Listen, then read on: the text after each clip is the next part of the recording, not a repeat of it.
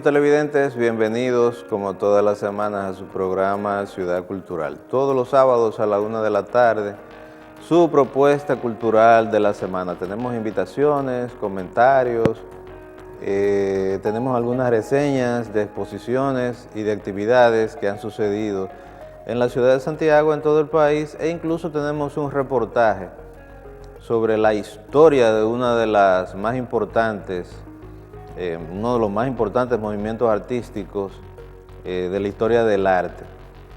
Como toda la semana, Ciudad Cultural, a la 1 de la tarde, por Radiovisión Educativa, Canal 54, desde el Centro de Convenciones y Cultura Dominicana, UTESA. Queremos darle la bienvenida y para empezar, miren, nosotros en el transcurso de la semana recibimos un mensaje de una persona, un artista, una persona muy importante en la literatura y en las artes, sobre todo en nuestra región, y queremos compartirlo con ustedes, que es nuestro amigo Iki Tejada, que no había visto el programa, lo vio y nos mandó una felicitación, y yo quiero saludar a nuestro amigo Iki, que es una persona, incluso el Premio Nacional de Literatura, de poesía, es fotógrafo, es arquitecto, es un artista plástico y es un escritor, es una persona ligada a la literatura y también es profesor de arte en la Escuela de Bellas Artes de Moca.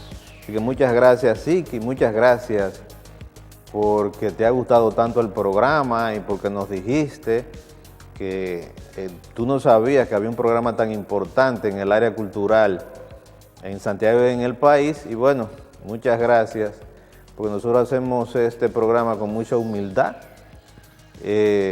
con pocos recursos, con mucha ayuda de una cantidad de personas y también de instituciones como este mismo canal, y lo que pretendemos es sencillamente hacer una revista cultural semanal hablando sobre cosas importantes de arte y cultura que lamentablemente no aparecen en otros programas ni canales de televisión. Bienvenidos a todos ustedes, gracias Iki por tu comentario, que a nosotros nos emocionó muchísimo, y a ustedes amigos televidentes, bienvenidos a su programa Ciudad Cultural.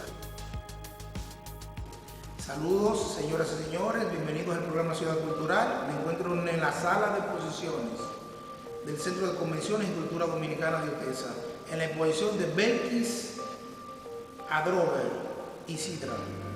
Esta exposición es de fotografía española que hizo fotocrónicas de escenas religiosas y de escenas de retratos.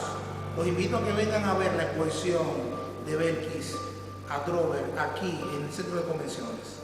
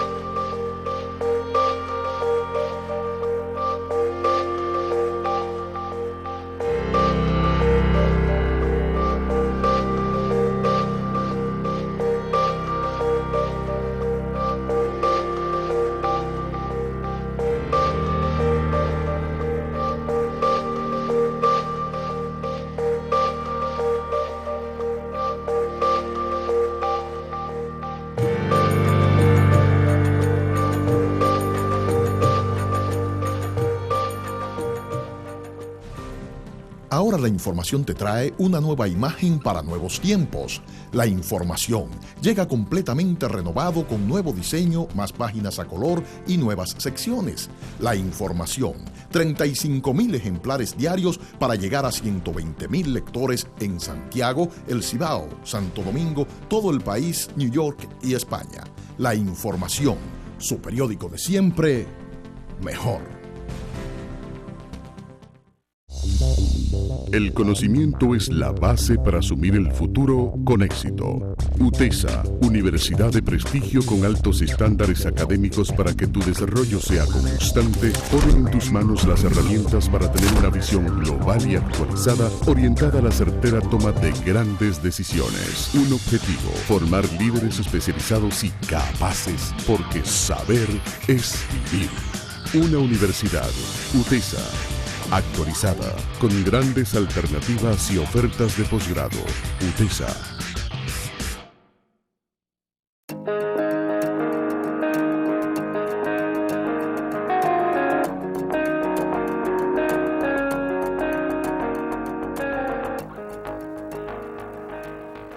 Amigos televidentes, gracias por continuar con nosotros luego de esta pausa comercial.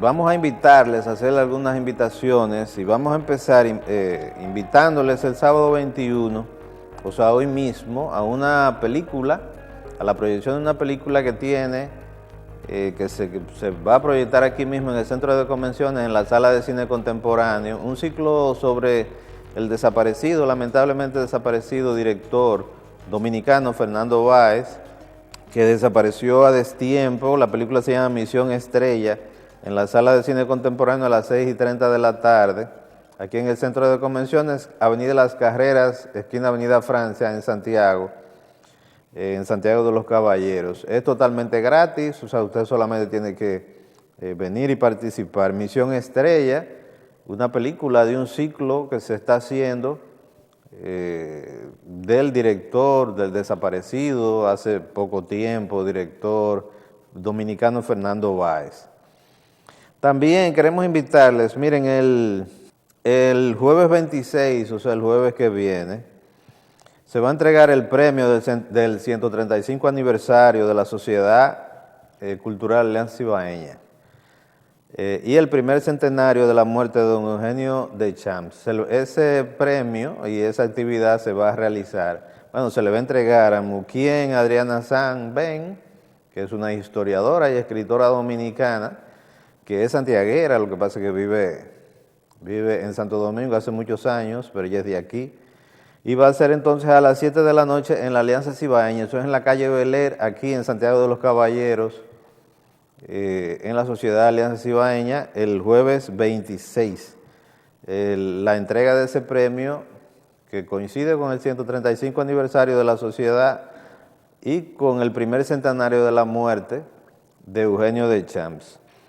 También queremos invitarles, pero ya en Santo Domingo, también el jueves 26, que hay muchas actividades el jueves 26, el Archivo General de la Nación invita a la puesta en circulación del libro Oscar Torres, El cine como mirada universal, de Luis Vero Álvarez. Luis Vero es una persona muy conocida también en el ambiente cultural, es un periodista cultural, es uno de los pocos periodistas culturales que hay en el país, no sé si es el único, pero es una persona que tiene muchos años ejerciendo como periodista cultural. También es escritor, publicó hace poco una novela que nosotros la trajimos el libro aquí, porque él nos hizo el favor de enviárnoslo y dedicárnoslo, además de que él es jurado, al igual que yo, del concurso de cuentos de Radio Santa María.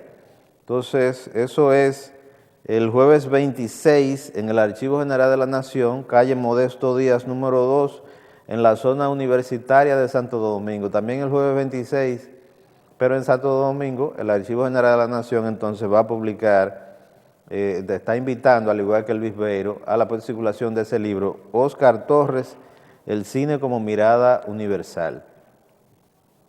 Y también el jueves 26, como yo les he dicho, que el jueves 26 hay muchas actividades culturales. El jueves 26 a las 7 de la noche, es la apertura de la exposición Almas Latentes de la colección Báez Tavares, integrada por dibujos, grabados, pinturas y esculturas de artistas europeos y del exilio español en la República Dominicana. Eso es en el Centro de Convenciones, aquí en el Centro de Convenciones a las 7 de la noche.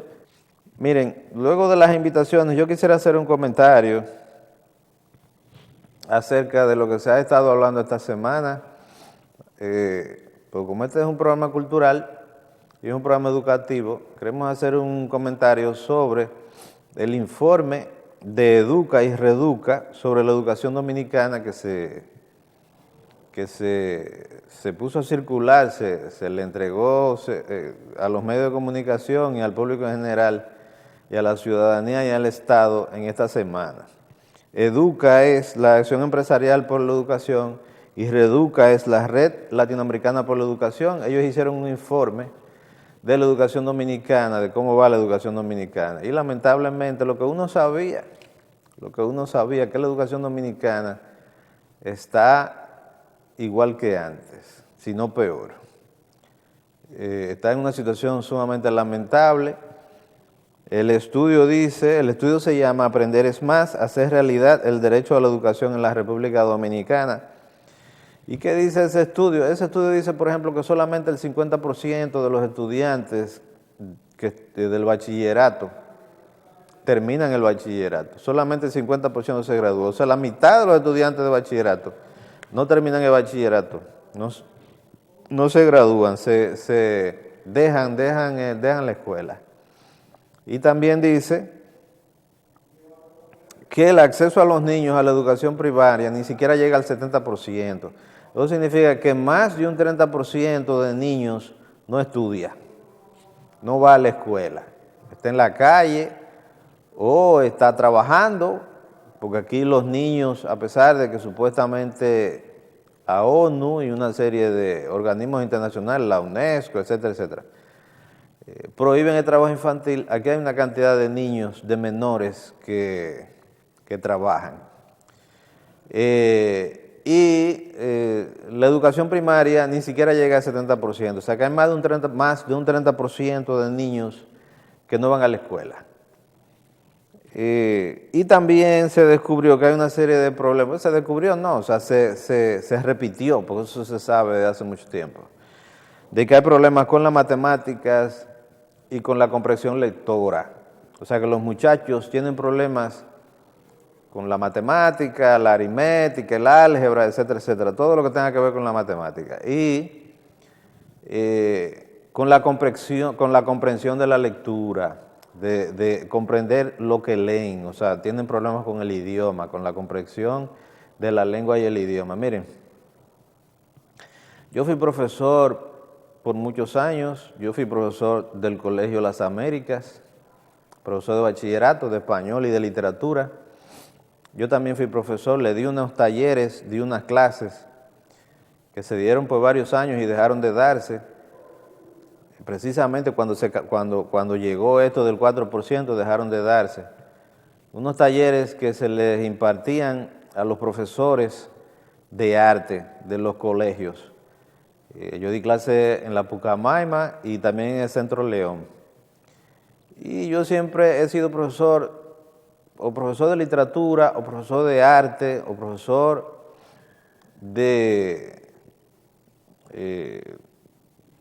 de español, lo que antes se le decía lenguaje. No siempre, sino que a veces he impartido esas clases, porque mi trabajo profesional realmente es otro. Pero como mi área en el área cultural y educativa es la literatura y el español, entonces yo he dado muchas clases de eso, también he dado muchos talleres sobre cuentos, etcétera, etcétera. Pero yo fui profesor de bachillerato, de los 4 cursos de bachillerato en el Colegio Las Américas. Fui profesor de español y profesor de literatura. Cuando se daba literatura, porque yo creo que ya la literatura no se da en las escuelas. Antes sí se daba literatura, pero ya eso no se da. Y también yo les di esos talleres de arte a los profesores de los colegios. Miren, el problema de la educación dominicana es un problema integral. El problema de la educación dominicana no es un problema que se va a resolver haciendo escuelas. Eso no se va a resolver con eso. Desde que se hizo toda la lucha que se hizo para que la educación dominicana tuviera un presupuesto de un 4%, se han construido una serie de escuelas y de eso hace ya 7 años Y el año que viene van a ser 8 años y la educación dominicana no ha progresado. Tenemos el mismo problema de hace 7 años. Si el sistema educativo dominicano hubiese funcionado, por lo menos hubiéramos subido, se hubiese notado ya, porque eso no es una cosa que se cambia inmediatamente. O sea, hay muchos años que se duran para que se vea que la educación dominicana está progresando, pero por lo menos tiene que verse precisamente que hay un progreso, no que vamos para atrás, sino que eso va progresando, que eso está funcionando, que lo que se está haciendo está funcionando. Y el problema de este país no es un problema de escuela. El problema de este país, de la educación dominicana, el problema de la educación dominicana, ni siquiera de docencia, no es un problema de los docentes. El problema de la educación dominicana es un problema de sistema educativo. Nosotros vivimos en un mundo en donde si el sistema funciona, los docentes funcionan. Todas las demás herramientas del sistema van a funcionar. Un profesor está ahí para dar la clase que le digan que dé. Es para eso que él está. Yo conozco profesores excelentes profesores, porque el problema es un problema integral.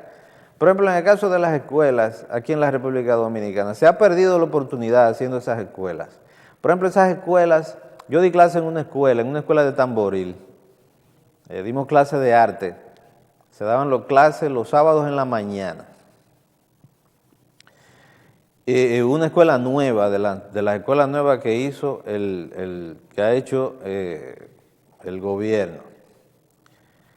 Y, por ejemplo, las escuelas se han hecho sin biblioteca. Las escuelas no tienen biblioteca, ni tienen bibliotecas, ni tienen mediatecas, que es lo que se usa ahora. O sea, una biblioteca de libros, pero también una biblioteca virtual. Se hace una escuela sin biblioteca y sin mediateca. Se ha desaprovechado la oportunidad para que se haga una escuela sin un gimnasio techado, bajo techo, un gimnasio pequeño, que sirve para la educación deportiva, para las Olimpiadas, para los Juegos Centroamericanos, para los Juegos Panamericanos, para los Juegos Nacionales. Se hace la escuela solamente con una cancha, lo que siempre se hace, una cancha de cemento, de basquetbol, y también ahí se juega voleibol, pero se pierde la oportunidad de hacer un gimnasio techado, pequeño, no tiene que ser un gimnasio grande. Ninguna escuela tiene eso. No tienen biblioteca, no tienen mediateca, no tienen un laboratorio de ciencias, o sea, un laboratorio de química y de biología. Aquí hay colegios que tienen laboratorios de ciencias y son colegios pequeños. Y sin embargo, las escuelas del Estado no pueden tener un laboratorio de ciencias. Entonces, ¿por qué se desaprovecha la oportunidad? Si se están haciendo tantas escuelas, si eso supuestamente, o sea, hay un equipo que es el que piensa en eso y piensa lo que se va a hacer. ¿Por qué no se piensa en esa clase de cosas? ¿Por qué no se piensa en eso? Entonces, sin embargo, se hace una cafetería grandísima en la escuela, una cafetería enorme, se hace una cocina industrial con equipos industriales que nadie sabe porque esas cocinas no se usan y se hacen esas cocinas. ¿Pero para qué? ¿Para qué los muchachos no van a cocinar para la escuela?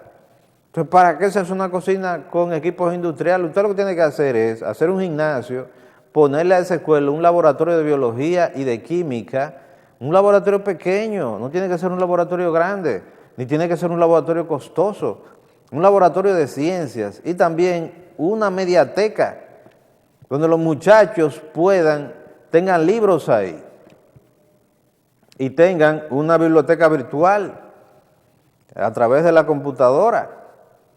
Entonces, se ha perdido la oportunidad con la construcción de todas esas escuelas de construir escuelas de esa manera, sino que todas las escuelas son iguales, tienen más o menos un mismo diseño, toditas se parecen. El que vio una escuela de la que se están construyendo, vio todas las escuelas, porque todas son iguales, no importa en el sitio que se hagan, sino que todas son iguales, se hagan en el sitio que se haga, sea en un sitio rural, o sea en un sitio urbano, o sea en un lugar urbano, todas las escuelas se parecen. Y se ha perdido la oportunidad de construir escuelas con todo eso. En el futuro, dentro de 20 años, dentro de 30 años, ya esas escuelas van a ser obsoletas, Porque se va a necesitar entonces en el futuro hacer eso, o sea, buscar un espacio para hacerle un gimnasio a esas escuelas, un laboratorio de ciencias, una mediateca y una serie de cosas más que ya se usan en la educación contemporánea.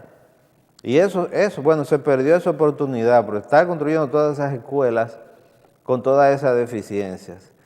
Pero no es solamente ese el problema de la educación dominicana, es un problema de sistema, que el sistema dominicano es un sistema que no funciona. Lo primero que piensa un pedagogo cuando uno estudia pedagogía, y lo primero que tiene que saber un pedagogo, y no solamente un pedagogo, un escritor, una persona que trabaje con el idioma, una persona que dé clases, es que usted tiene que manejar el idioma correctamente. Usted no es un buen profesor si usted no maneja el idioma correctamente. Yo recuerdo cuando yo estudiaba, porque yo soy lasallista, yo estudié en la escuela Hermano Miguel, aquí hay dos escuelas de La Salle, que es el colegio La Salle, que lo conoce mucha gente, y la escuela Hermano Miguel, que es una escuela para muchachos pobres, ahí fue que yo estudié. Y en la escuela Hermano Miguel,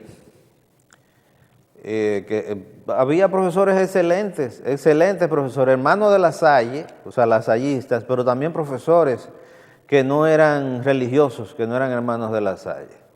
Y si yo, por ejemplo, si el profesor de matemática, yo le entregaba una tarea, o él me mandaba al pizarrón y yo hacía... Y yo escribía algo, y yo lo escribía incorrectamente, con errores ortográficos y con errores gramaticales. El profesor, que no era un profesor de lenguaje ni nada de eso, me decía, no, mira, corrige eso, que eso está mal escrito. Escríbalo bien, que usted lo está escribiendo incorrectamente. Lo primero que tiene que saber, que tiene que conocer un profesor, es el idioma. Por eso es que los muchachos tienen esos problemas de comprensión en la lectura. Porque los profesionales dominicanos no saben escribir, no saben redactar, no saben manejar su idioma. Uno se da cuenta incluso a través de los programas de radio y de la música, de las canciones que se escuchan aquí en la radio, de cómo las personas no saben manejar su idioma, no se comprende. A veces yo escucho canciones y yo digo, bueno, pero ¿será que los jovencitos que escuchan eso entienden lo que está diciendo ese cantante? Porque yo no entiendo absolutamente nada de lo que le está diciendo. Entonces, esa falta de comprensión en el idioma significa también una deficiencia pedagógica. Ningún muchacho va a aprender si los profesores y si el ambiente también en el que se mueve no se maneja correctamente el idioma. No es hablar fino, ni hablar con todas las S, ni nada de eso. Los dominicanos no hablamos así. Eso no es el acento, eso no tiene que ver con eso, sino saberse expresar. Eso es lo primero que tiene que tener un profesor. Usted tiene que saberse expresar para usted transmitir exactamente lo que usted quiere. Entonces, miren, yo les voy a leer esto ya para terminar. Yo les voy a leer esto para que ustedes vean lo que a uno le parece, y a algunas personas con las que uno se reúne, a uno le parece que es el problema de la educación dominicana.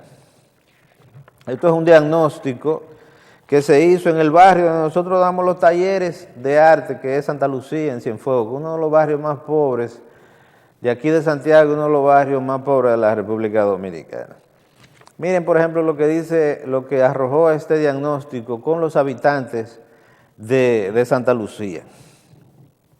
Santa Lucía es un barrio que queda pegado al vertedero municipal, aquí en Cienfuegos.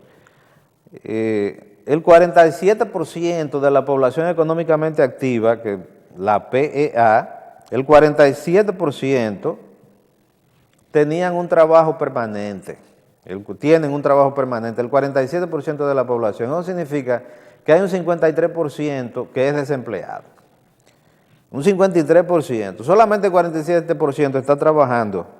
Realizaban una actividad estable como comerciante, como asalariado. Cuando se dice comerciante es también un trabajo informal, asalariado o buzo en el vertedero municipal. Que ya eso se quitó, o sea, el ayuntamiento quitó eso. Y esos ese 47% realizaban cuatro actividades principales. Un 19.5% eran empleados privados. Un 17.6% trabajaba por jornal, o sea, chiripero, que chiripean, gente que pica en la calle y consigue, bueno, lo que se consiguió en el día. Y un 15% son amas de casa y un 12.5% se empleaban en el reciclaje de residuos, o sea, que eran buzos de la basura, aunque se sospecha que son más o que eran más antes de que el ayuntamiento quitara eso. Se sospecha que eran más porque hay buzos de la basura que les da vergüenza decirlo y se quedan callados y dicen que trabajan en otra cosa y realmente lo que están trabajando es con el uso de la basura. ¿Pero qué significa eso? Que de ese 47% que supuestamente trabaja, hay un 15.7% que son amas de casa, que se pone como si fuera un trabajo, porque eso es un trabajo, pero es un trabajo que no es asalariado. Entonces hay que bajarle de ese 47%, un 15.7% que son amas de casa. Y también hay que averiguar también ese 17.6% que trabaja como jornal, como chiripero, porque son gente que pican y que a veces consiguen una cantidad de dinero y a veces no la consiguen. O sea que son barrios donde existe un porcentaje de desempleo excesivamente alto. Entonces esos niños y esos jóvenes de ese barrio no trabajan, esos muchachos no trabajan, de ahí es que salen los delincuentes, porque son muchachos que no trabajan, son lo que le dicen nini, o sea, ni trabajan ni estudian. Son muchachos que ellos mismos se ven sin un futuro y se meten a la delincuencia.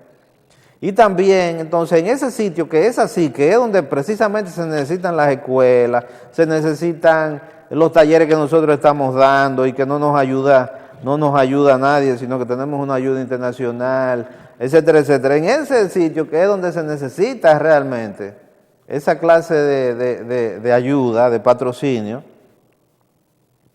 entonces en ese sitio hay dos escuelas, hay 2 centros educativos y según el diagnóstico los mismos presentan una sobrepoblación en las aulas, el espacio de los mismos es limitado, incluso yo he ido allá, se da clase, son unas escuelas viejas, no son de las escuelas nuevas que está haciendo el gobierno, y se da clase hasta en la marquesina se da clase porque no da abasto la escuela. No se dispone de áreas especializadas para la enseñanza de informática, de lo que yo decía, de la mediateca, de ciencias, de educación física, de idiomas, entre otros, por lo que se considera de importancia la puesta en servicio de otro centro educativo en el barrio. Y ese es el problema de la educación dominicana, es un problema integral, no es un problema solamente de que se están construyendo escuelas o no se están construyendo escuelas, es un problema de que este es un país pobre y nosotros tenemos que aceptar eso, de que este es un país pobre con muchísimos problemas de pobreza, de desempleo, de muchachos en los barrios pobres de nuestro país, que no se le pone atención a esos muchachos, que no van a la escuela, que uno va, por ejemplo, usted sale ahora mismo, o bueno, de lunes a viernes, usted sale en horario escolar y usted ve un reguero de muchachos en la calle y usted dice, pero ven acá, pero estos muchachos no estudian. Porque ¿cómo es posible que un muchacho de 9 años, de 8 años, de 10 años esté en la calle jugando muchísimas cosas o andando por la calle o dando vueltas por el vertedero y por el barrio cuando en horario escolar? Y eso sucede aquí constantemente. Hay muchachos también que las mamás o los papás lo ponen a trabajar, lo ponen a pedir o lo ponen a limpiar zapatos o a vender periódicos, a lo que sea, para conseguir algo de dinero. Cuando nosotros dábamos clases en Children International, que también es un centro que queda en el Flumen, aquí en Santiago, y también ellos tienen un centro en Cienfuegos, nosotros, por ejemplo, nosotros creamos en Children International un taller de lectura. ¿Y qué hacía Children International en el Flumen y en Cienfuegos? Que recogía a niños analfabetos, niños ya grandes de 10, 11, 12 años que eran analfabetos porque no iban a la escuela. Los padres no los mandaban a la escuela y eran analfabetos, entonces ellos los alfabetizaban y nos lo pasaban a nosotros, al taller de lectura, para que entonces leyeran libros, literatura, etcétera, etcétera, con nosotros y profundizaran en su conocimiento de la lectura y del idioma. Pero eran analfabetos, muchachos que iban descalzos, en chancleta, a coger esas clases. Ese es el problema de la educación dominicana. Ese es el problema de la educación dominicana. En los colegios no tienen problema.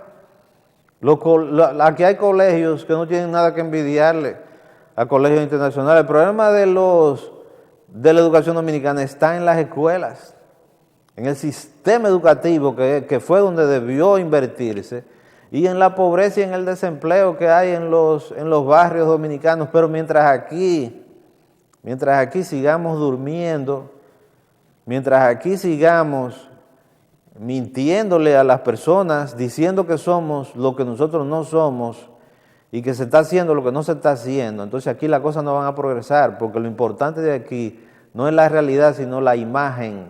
Dar la imagen de que nosotros estamos haciendo una cosa, de que esto se está haciendo, de que nosotros vamos para adelante, cuando en la realidad no es así. Cuando aquí se hagan las cosas bien hechas, cuando el sistema educativo se cambie, cuando se ayude a esos muchachos de esos barrios, es lo que yo digo, nosotros damos unos talleres de arte. ¿Quién nos ayuda a nosotros? Nosotros no ayuda a nadie. ¿Qué le importa al Estado, qué le importa al gobierno que nosotros demos esos talleres en esos barrios? Si son las personas de esos sitios, porque no es uno que va para esos barrios. Yo no soy un político, nosotros no somos políticos. O sea, son las personas de esos barrios que se acercan a nosotros y nos dicen que le demos, que si podemos dar eso. Y nosotros vamos y se lo damos. O sea, y tenemos una ayuda internacional de otro país, porque no hay ni el Ministerio de Cultura, ni el Ministerio de Educación, ningún ministerio, ninguna institución del Estado nos ayuda. Entonces, ese es el problema de este país. ¿Y qué hacemos nosotros? Sacamos a esos muchachos de las calles y le damos clases, y los sacamos de las calles, Y el Ministerio de Cultura, bueno, ellos tienen una institución ahí, si usted quiere se inscribe, y si usted quiere no se inscribe. Y ya, no, porque así, en una situación de emergencia como nosotros vivimos en la educación dominicana, así las cosas no van a funcionar. Así las cosas no van a funcionar. Y el sistema educativo va a seguir para atrás, para atrás, para atrás, para atrás. ¿Por qué, por ejemplo? Ya sí voy a terminar, miren. ¿Por qué si la Iglesia Católica ha demostrado tener una capacidad extraordinaria para manejar centros educativos y para mejorar el sistema educativo dominicano? ¿Por qué una parte del sistema educativo no se le entrega a la Iglesia Católica? Si ellos toda la vida han trabajado con educación. Entonces yo soy lasallista, yo estudié en un colegio católico. ¿Y por qué entonces no se le entrega a una parte del sistema educativo? A la Iglesia Católica, que ha demostrado que lo hace excelentemente bien, que incluso maneja una serie de escuelas. Y yo sé que la Iglesia Católica tiene muchísimos problemas económicos para manejar esas escuelas, porque muchas veces no se les ayuda. Ahí está la escuela radiofónica de Radio Santa María, que ha sacado del analfabetismo a miles y miles de personas. Y hay escuelas que ellos manejan. Entonces, ¿por qué? Por ejemplo, los hermanos de La Salle, que son profesores, que son personas que son religiosos y que su función única es dar clases y trabajar con esos niños. El CJC, por ejemplo, que queda en Cienfuegos, que yo le hice un documental a esas personas y me hicieron un reconocimiento, cosa que yo agradezco, cuando el director era el hermano Morales, el hermano Alfredo Morales, una persona dedicada toda su vida a la educación y a la música, dedicada toda su vida a los jóvenes. Entonces vamos a traspasarle a la Iglesia Católica una parte del sistema educativo dominicano para que eso mejore. O por lo menos que la Iglesia Católica, involucrar mucho más a la Iglesia Católica, el sistema educativo dominicano, para ver si ese sistema mejora y no estamos haciendo escuelas, que han demostrado que esa no es la solución. No es que no se hagan escuelas, claro que hay que hacer escuelas, porque aquí se necesita muchísima infraestructura. Entonces, no es que no se hagan las escuelas, pero que también se preocupen por el sistema educativo. Nosotros, y también, señores, no es posible que se pongan ahí también personas en el Ministerio de Educación que no tienen nada que ver con educación, y pensar, o sea, tú pones una persona, es como en el Ministerio de Cultura, se ponen personas que no tienen nada que ver con cultura, entonces tú no puedes pensar que eso va a funcionar bien. Desde el principio ya eso está nati muerto, ya eso nació muerto, porque se están poniendo personas ahí que no tienen que ver con eso, que no saben de eso. Entonces, ¿cómo se puede pensar que eso va a tener algún fruto positivo? No. Entonces, ¿qué país es que nosotros estamos construyendo? Porque un país se construye con cultura y con educación. Entonces, un país se construye con lo invisible, con lo imponderable. O sea, se construye un país. La ONU hace las mediciones para saber cuando un país progresa o no progresa a través de las 4 patas que son educación, cultura, salud y deporte. Si eso progresa, entonces, bueno, el país está progresando. Si eso no progresa, entonces nosotros no vamos para ningún lado. Y una de las más importantes, bueno, 2 de las más importantes son salud y educación. Las 2 cosas donde nosotros estamos peor. Entonces, así yo no creo que nosotros vayamos muy lejos. Hemos ido para atrás en educación y es sumamente lamentable. Y nosotros decimos esto sin ninguna, solamente con el fin de aportar. Lo hemos dicho anteriormente, sobre todo por escrito, y bueno, entonces lamentablemente la educación dominicana está en una situación lamentable y no parece que eso vaya a cambiar por ahora. Miren, vamos ahora a ver un reportaje, como el día de hoy el programa está dedicado a las artes plásticas, vamos a ver un reportaje sobre la historia de uno de los movimientos artísticos más importantes que ha tenido la historia del arte, que es el arte conceptual, que es una cosa que no ha llegado aquí a la República Dominicana todavía de manera total, pero por eso mismo, por el carácter educativo de este programa, vamos a ver entonces este reportaje sobre la historia de ese movimiento artístico que es el arte conceptual, que es una forma de arte que ha tenido mucho éxito, sobre todo fuera del país, y que la mayoría de los artistas ya lo que hacen es, se dedican al arte conceptual. Vamos a ver entonces esta historia del arte conceptual. Se tiene constancia de pinturas rupestres desde hace 50.000 años en diversas cuevas en diferentes partes del mundo, hasta las últimas centurias de nuestra era. Rupestre deriva del latín rupestris, que significa roca. Es sumamente interesante que nuestros antepasados trataran al principio de imitar lo más fielmente posible a los animales o los cazadores, y solamente hace aproximadamente 11.000 años descubrieran que haciendo algunas líneas en la piedra podían dar la impresión también de esos animales o cazadores.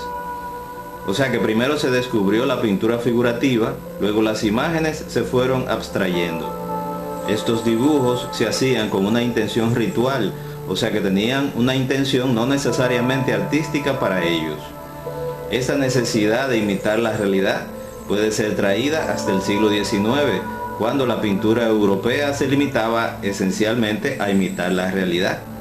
Los pueblos originarios de América, los aztecas, los incas, los mayas o los taínos, también tenían su propio arte figurativo, con especial avance entre los aztecas, los mayas y los incas en la arquitectura y la escultura. Hasta el siglo XIX en Europa, los pintores se dedicaron exclusivamente a imitar la realidad, aun cuando sus cuadros presentasen figuras de tema fantástico. Eran cuadros y esculturas figurativos, con especial atención a partir del Renacimiento en el humanismo, es decir, en la figura del ser humano como el centro de sus obras. Esto cambió a partir de finales del siglo XIX, cuando apareció la fotografía. Ya no valía la pena solo imitar la realidad, puesto que una fotografía era más fiel que cualquier pintura o escultura.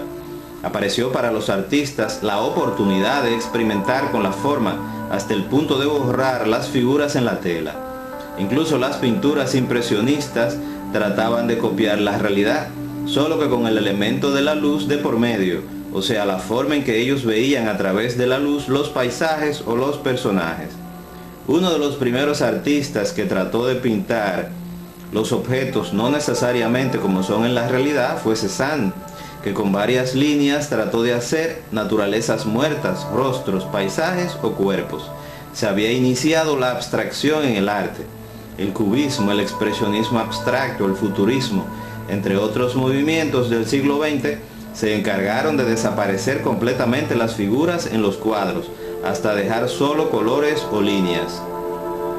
Pero había llegado algo más, una idea, un concepto. Con su cuadro Las señoritas de Aviñón de 1907, Pablo Picasso llegó a crear una pintura con figuras verdaderamente feas. O sea que se había dejado atrás la idea de que la pintura tenía que ser necesariamente bella para ser pintura. En el año 1917, el artista Marcel Duchamp colocó en la exposición de la Sociedad de Artistas Independientes de Nueva York su obra Fuente, que es un urinario colocado de forma vertical. Lo firmó como R. Mood y lo llamó Ready-Made, del francés objet trouvé, o sea, objeto encontrado. No solamente este Ready-Made y otros de Duchamp o de otros artistas como Man Ray o Picabia sirvieron para crear el arte conceptual, sino también pintores como René Magritte, cuyos cuadros no son importantes por la calidad o la técnica pictórica, sino porque tratan de transmitir una idea, un concepto al espectador, y esa idea es más importante que el cuadro en sí mismo. Son pintores con una tendencia al pensamiento y la filosofía. A mediados de los años 60 del siglo XX, el artista Andy Warhol expuso varias obras basadas en productos comerciales, entre ellas las cajas de una esponja, que es un detergente de metal llamado Brillo. Todavía en mi país a las esponjas de metal que se usan para fregar la loza se les llama directamente Brillo. La obra de Warhol no está basada en su calidad, sino que tiene importancia histórica, pues ayudó a crear un concepto que acogieron los artistas luego del pop art, que tiene que ver con lo que se exponía allí en el año 1964.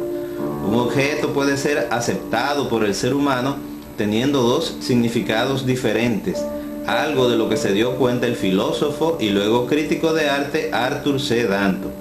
Al mismo tiempo, la idea de que el arte tenía que transmitir necesariamente belleza se iba quedando atrás y llegaba el concepto de que el significado era más importante que la belleza en sí cuando se trataba de arte contemporáneo. Mientras tanto, el arte tradicional, la pintura, la escultura, la fotografía iban avanzando por su propio camino hasta que se llegó a la abstracción total, o sea, al cuadro en blanco o al cuadro pintado solo con colores primarios en donde no había ningún tipo de figura o línea. Esto sucedió en la década del 70 del siglo XX. Como nos dice Umberto Eco en su ensayo Apostillas al nombre de la rosa, se había creado la posmodernidad, es decir, lo que se encuentra más allá de la modernidad. Y lo que había que hacer a partir de ese momento era regresar al pasado, como sucedió con las demás formas de arte, la novela, la poesía, la música, luego de terminada la modernidad, que se propuso experimentar hasta el límite con las formas del arte. La pintura, el dibujo, la escultura, la fotografía, la literatura, la arquitectura, el cine narrativo, regresaron a las formas del pasado, pero el arte conceptual se negó a hacerlo. Si se llegaba al lienzo en blanco o a colocar una roca en una galería de arte y decir que era una escultura, entonces el paso siguiente era precisamente desaparecer el lienzo y la escultura y llegar al arte fuera de la pintura o la escultura. Ahora bien, tomando en cuenta lo que menciona Umberto Eco en Apostillas al nombre de la rosa, el arte conceptual ha llegado demasiado lejos, ha agotado sus recursos y se repite constantemente tratando de llegar a una frontera que ya ha traspasado.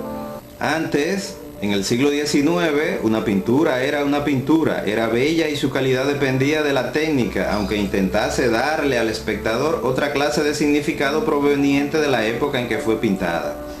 La calidad de una obra de arte no se define ya por valores estéticos que se encuentran en la obra en sí misma, sino por su valor económico. Los artistas se han asociado con uno de los conceptos mercadológicos más perversos del capitalismo. Un artista quiere parecer un rebelde, pero ya no lo es. El arte se encuentra dominado por los coleccionistas y los millonarios que saben muy poco de arte. En lugar de enriquecerlo, una parte de los artistas conceptuales del presente no hacen más que empobrecer la vida del espectador, dejándolo delante de algo que tiene que aceptar pero que no entiende y que no tiene ningún contenido filosófico. Como nos dice Fernando Sabater, si todo es arte, si nada es arte, lo demás es silencio.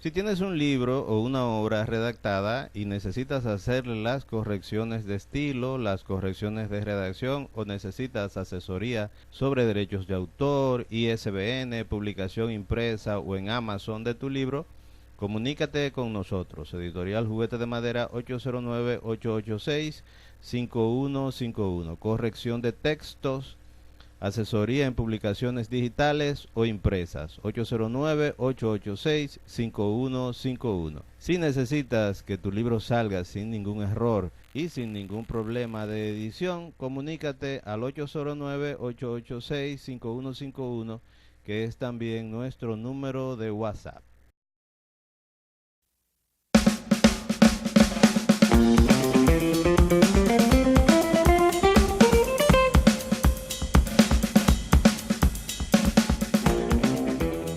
Saludos, señores y señores, bienvenidos a otra entrega más del programa Ciudad Cultural y a mi sección Arte Visual con Jairo Ferreira.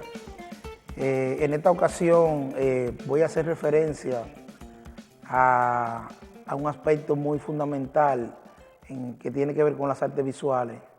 Y vuelvo a recalcar algo que había tomado antes, y es la forma en la que se están manejando las bienales. O sea, no hay una bienal. Se dice que ahora la bienal va a ser en diciembre. Y es a voz populi que los artistas están quizá con una expectativa, creando una expectativa de lo que puede ser la bienal número 29 del concurso del Museo de Arte Moderno, la Bienal Nacional de Arte Moderno.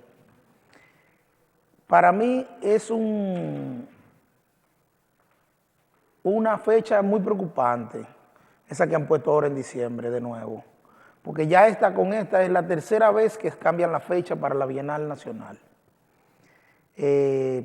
Los artistas se enfrascan en una misión de llevar sus obras a los lugares de acopio donde se le pide que la lleven.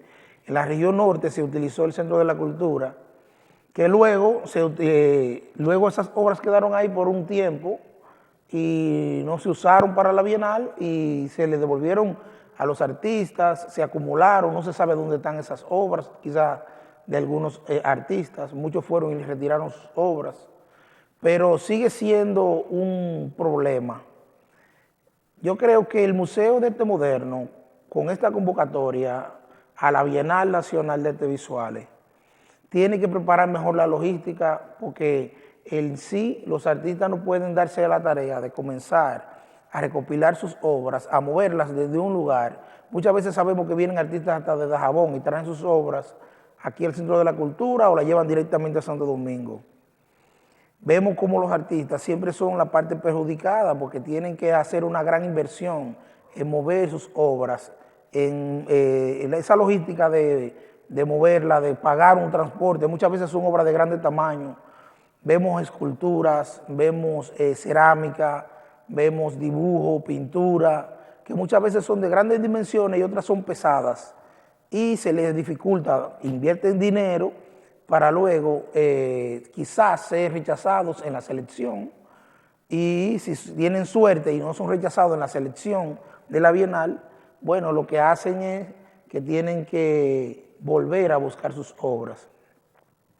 El Estado Dominicano debe comprometerse con la cultura y debe comprometerse fundamentalmente con lo que son las bienales. La Bienal habla sobre la capacidad creativa de una nación. Una bienal, la primera bienal que se hizo en todo el mundo fue la Bienal de Venecia, y en ella se comenzó a conocer un gran nivel pictórico y plástico que tienen una gran cantidad de artistas. Exactamente eso es lo que busca la Bienal Nacional, dar a conocer el nivel pictórico y plástico en la creación de obras de arte que tiene, junto también con el conocimiento que vamos a tener de los artistas emergentes y cómo se mezclan los artistas nuevos con los artistas de más tiempo, de mayor trayectoria. En esas bienales lo que se hace es poner a la par quizás varias generaciones que se encuentran viviendo contemporáneamente en una nación. Entonces el Estado Dominicano debe asegurar la inversión en eso y debe colaborar con que se muestre. En muchas partes del mundo, como Venecia, Francia, las bienales y la misma Habana, Cuba, las bienales son una punta de lanza en cuanto a lo que tiene que ver con el turismo.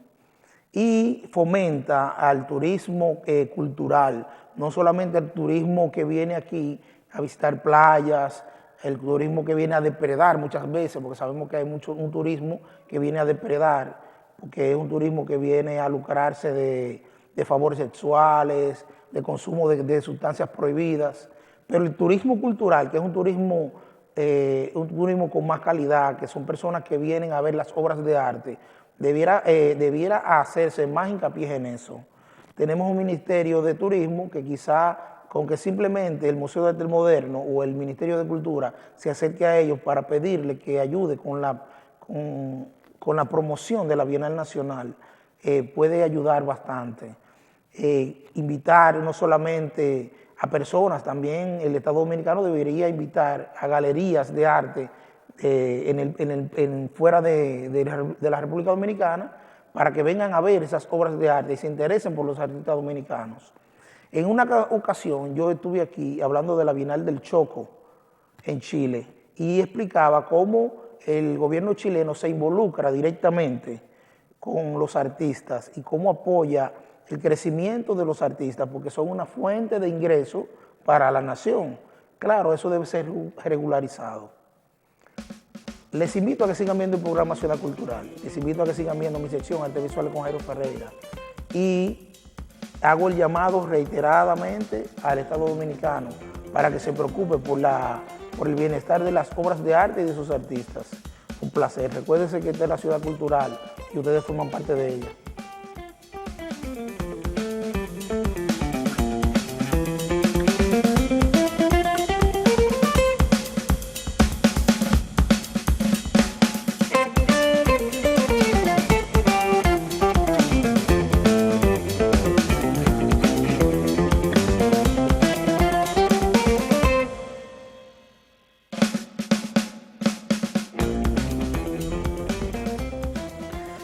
Amigos televidentes, hemos llegado al final de su programa, un programa dedicado a las artes plásticas. Hicimos la reseña de varias exposiciones que están transcurriendo aquí en la ciudad de Santiago, también en el Centro de Convenciones y Cultura Dominicana UTESA. Y ya para terminar, miren, nosotros en los comentarios que hicimos hablamos sobre todo de un diagnóstico que se hizo, una agenda de desarrollo que se hizo y que yo la cité varias veces en los comentarios sobre la educación, y que es esta agenda. Yo quiero presentársela ya al final, tratando también de que ustedes la consigan. Se consigue en la Fundación Solidaridad, y es una agenda de desarrollo de Barrio Santa Lucía desde el año 2018 hasta el 2023. Ahí se hace un diagnóstico incluso de la población del barrio, de qué necesita el barrio, de cómo va el barrio a nivel económico, etcétera, etcétera. Y lo importante es que es una agenda, un diagnóstico que se ha hecho, que está basado en datos oficiales, o sea que está basado en datos reales. Les damos las gracias por haber estado con nosotros. Recuerden que usted puede suscribirse a nuestro canal en YouTube, que se llama así mismo Ciudad Cultural, y aparte de ver el programa a la 1 de la tarde por el canal 54 de Radiovisión Educativa, usted puede entonces recibir nuestro programa y verlo cada vez que usted quiera a través de su smartphone o de su Smart TV o de la PC o de su laptop o de su tablet o de lo que sea que usted tenga de manera virtual, suscribiéndose a nuestro canal que se llama Ciudad Cultural. Muchas gracias, de nuevo muchas gracias a Iki Tejada por el comentario tan elogioso que nos hizo, y nos vemos entonces la semana que viene, como todas las semanas, desde el Centro de Convenciones y Cultura Dominicana UTESA, desde la ciudad de Santiago. Muchas gracias y nos vemos la semana que viene.